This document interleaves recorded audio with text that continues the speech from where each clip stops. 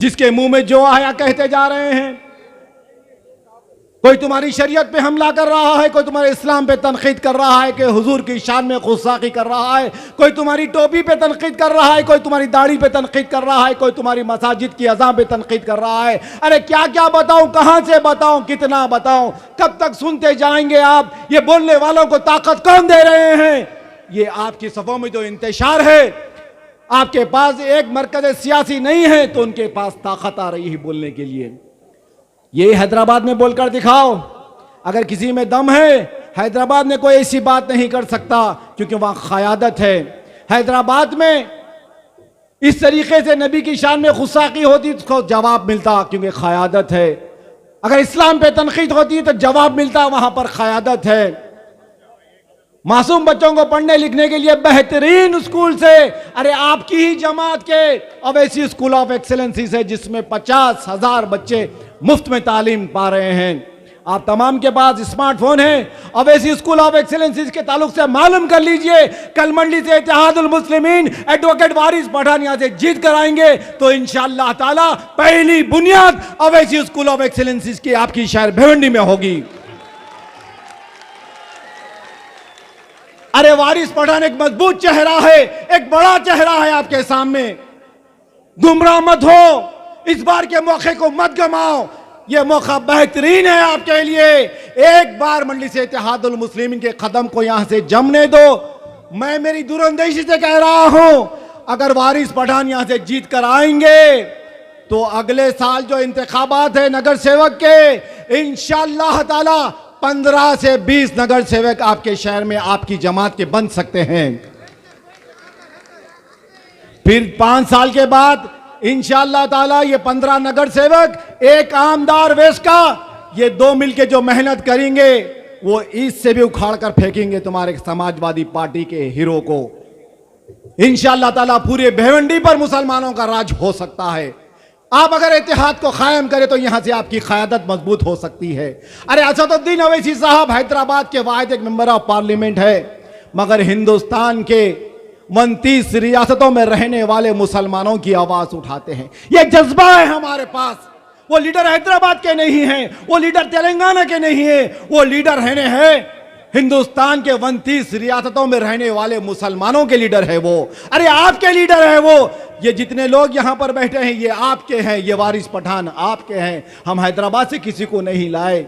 अरे हमारे लिए जज्बा है काम का, जुनून है काम का। अगर वारिस पठान साहब अगर यहां से जीतेंगे तो आपकी बस्तियों में गोरखा बनकर फिरेंगे, हिफाजत करेंगे, वॉचमैन बनकर फिरेंगे, सिक्योरिटी गार्ड बनकर फिरेंगे, होम गार्ड बनकर रहेंगे, आपकी हिफाजत करेंगे। हिंदुस्तान में अगर सर उठाकर जीना है तो एक सियासी ताकत को पैदा करो मेरे भाई। समझो वक्त के तकाजे को। आज मुल्क किधर जा रहा है? एक ऐसे नाजुक चौराहे पे ठहरा हुआ हिंदुस्तान का मुसलमान, कल कुछ भी हो सकता है। हालात तो बड़े भयंकर है। ये विश्व हिंदू परिषद, ये संघ परिवार, ये RSS, ये बजरंग दल, इनके अज़ाइम बहुत खतरनाक है मेरे भाई। बर्बादी आने से पहले इत्तेहाद को पैदा करो, नुकसान हटाने से पहले इत्तेहाद को पैदा करो, लूट मार होने से पहले इत्तेहाद को पैदा करो, फिरका परस्ती बढ़ने से पहले इत्तेहाद को पैदा करो। इत्तेहाद में जिंदगी है। वो कहते हैं कि इतने से क्या होगा, जिंदगी की अभी असली उड़ान बाकी है। 2 मिनट खत्म करो। जिंदगी की अभी असली उड़ान बाकी है। जिंदगी के कई इम्तिहान अभी बाकी है। अभी तो थामी है हमने मुट्ठी भर जमीन, अभी तो सारा हिंदुस्तान बाकी है। हजरात, जिंदगी में ऐसे कई वाक़े आए हमारे पास कि हम सही वक्त पर अगर सही फैसला करें तो एक बेहतर मुस्तकबिल हो सकता। और हमने किया सही वक्त पे सही फैसला। वो दूरअंदेश क़यादत मौलवी अब्दुल वाहिद अवैसी साहब की, जिन्होंने अपनी नज़रों से आने वाले कल को देखा। लुटी हुई रियासत डेक्कन हैदराबाद में पुलिस एक्शन के बाद, बेशुमार बर्बादियों के बाद उन्होंने अपने आने वाले कल को देखा और एक बुनियाद डाली कुल हिंद मंडी से इत्तेहादुल मुस्लिमीन की। उसके बाद के सदर जनाब सुल्तान सलाहुद्दीन अवैसी साहब, जिन्होंने अपनी ज़िंदगी के 50 साल कौम और मिल्लत के इत्तेहाद के लिए, कौम और मिल्लत की खिदमत के लिए वक्फ कर दिया। उसके बाद सिलसिला शुरू होता है आले जनाब असदुद्दीन अवैसी साहब का, अली जनाब अकबरुद्दीन अवैसी साहब का ये दो कायदीन इस हिंदुस्तान के 32 रियासतों में रहने वाली अक़लियतों की एक आवाज़ बन चुके हैं। ये दो कायदीन कुल हिंद मजलिस इत्तेहादुल मुस्लिमीन के हिंदुस्तान के 32 रियासतों में रहने वाला वो मजबूर मुसलमान, वो कमज़ोर मुसलमान, वो बेबस मुसलमान, वो जुल्म का शिकार मुसलमान, इन तमाम अक़लियतों को 30 करोड़ की तादाद रखने वाली अक़लियत ये मुल्क हिंदुस्तान की असदुद्दीन अवैसी साहब एक उम्मीदगाह बने हुए हैं। आज आपके यहाँ इंतखाबात हो रहे हैं। मजलिस इत्तेहादुल मुस्लिमीन जिद्दोजहद कोशिश कर रही है कि भिवंडी में इतनी बड़ी तादाद है हमारी, अगर पूरे महाराष्ट्र में अगर देखा जाए तो सब में बड़ा परसेंटेज मुसलमानों का या अक़लियतों का एक मालेगांव है, दूसरा भिवंडी ईस्ट और भिवंडी वेस्ट है। और इसके बाद पूरे महाराष्ट्र के 184 हलकों में कहीं इतनी बड़ी हमारी तादाद नहीं है। आज हमको बेहतरीन मौका है, 10 साल से जिद्दोजहद कर रही है मजलिस इत्तेहादुल मुस्लिमीन आपके दरमियान में। इस मौके को आप गनीमत समझें और अपनों को पहचाने, अपनी क़यादत को पहचाने। अगर भिवंडी का मुसलमान अगर एकजुट होकर कुल हिंद मजलिस इत्तेहादुल मुस्लिमीन को वोट देता है तो खुदा की कसम महाराष्ट्र के 2 करोड़ मुसलमानों की दुआएं लेगा। महाराष्ट्र के अरे कितनी बेबसी है, कितनी मजबूरी है। यहां पर इस शहर भिवंडी में हम फिर रहे हैं पिछले कई दिनों से। सड़कों का मसला, मीठे पानी का मसला, बस्तियों में गंदगी, बस्तियों में स्कूल नहीं है, बस्तियों में हॉस्पिटल नहीं है, कोई हमारे तरफ सरकार के तरफ से मिलने वाली कोई सहूलतें नहीं है। क्या ये हुकूमत महाराष्ट्र की जिम्मेदारी नहीं है कि भिवंडी शहर में 2 चेहरे बनाकर रख दिए?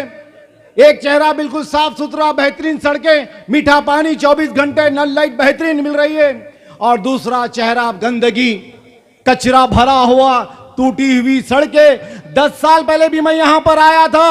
10 साल पहले जो मौकूफ था, खुदा की कसम 10 साल के बाद भी वही मौकूफ है, क्योंकि यहां का मुसलमान अपने आप को एडजस्ट कर लिया है। आप लोग अपने आप को एडजस्ट कर लिए, मिजाज बना लिए है कि इलेक्शन का वक्त आएगा तो हमारे लिए छोटी ईद के जैसा है। हर पार्टी के लोग आपको अप्रोच करेंगे, हर पार्टी के लोग आपकी बस्तियों में आएंगे, मीठी मीठी बेहतरीन बातें करेंगे और आपकी बस्तियों में 200-500 रुपये वोट की कीमत लगा देंगे और आप वोट डाल देते हैं।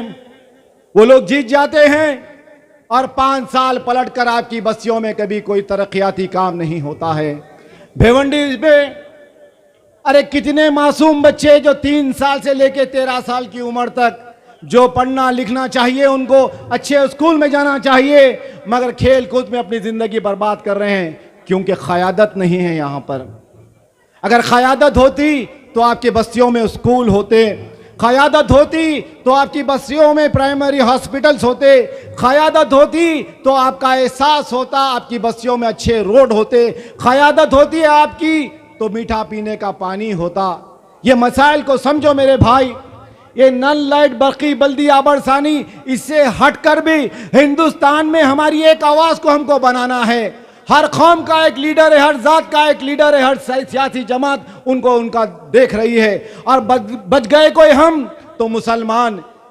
30 करोड़ की तादाद रखने वाला ये मुसलमान अपने इतिहास से क़यादत को नहीं बना सका। अरे मैं आपसे सवाल कर रहा हूं, अरे इस मुल्क हिंदुस्तान में अगर सर उठाकर जीना चाहते हैं तो एक सियासी मरकज का होना जरूरी है। इस मुल्क हिंदुस्तान में अगर आप अपनी शरीयत की हिफाजत चाहते हैं तो एक सियासी कायद का होना जरूरी है। अगर हमारे पास क़यादत नहीं होगी, कायद नहीं होगा, तो बरसों से जैसा होते आ रहा है आज भी वैसे आएगा।